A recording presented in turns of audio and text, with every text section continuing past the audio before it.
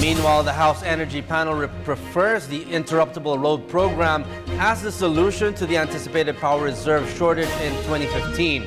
For the details, here's Freddie Abando. It's now official.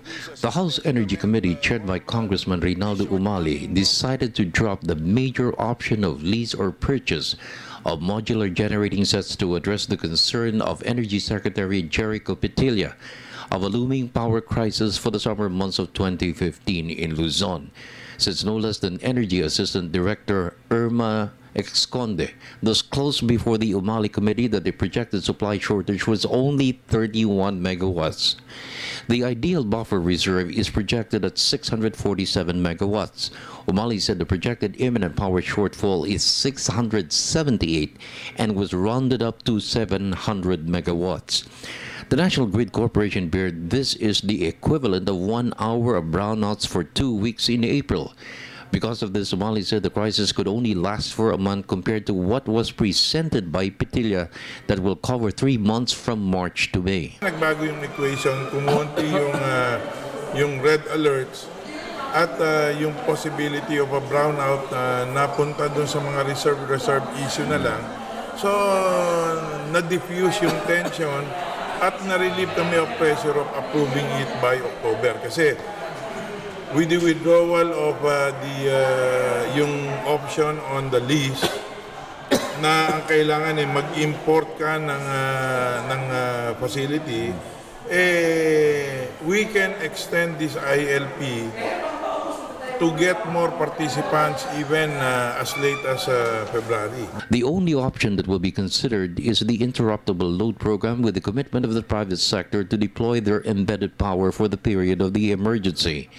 To date, close to 800 megawatts are available for the Department of Energy to be committed for the ILP.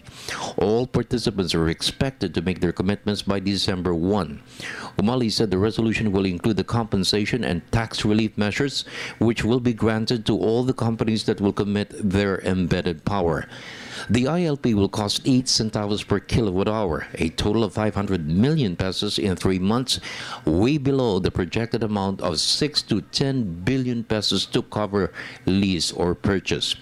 Usapan City Congressman Henry Waminal said the interruptible load program implemented in Mindanao to address 8 hours of rotating brownouts in 2013 will work in addressing the looming power crisis in Luzon for 2015. We will impose a deadline for them to voluntarily participate on or before December 1. Ang implication nito is if you register and you are counted, then and you are called in to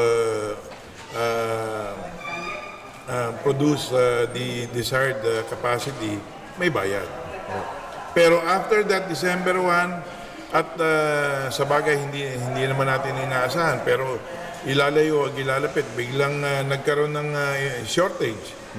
At naobliga tayo even yung mga outside of the ILP makuha ng kapasidad, kukunan sila, ide-deload sila, gagamit sila ng kanilang facility pero wala silang bayan. Instead of that authority to add additional generating capacity, which will cost from 6 billion to 12 billion pesos depending upon the mode or the method, because it can be purchased or it can be on lease.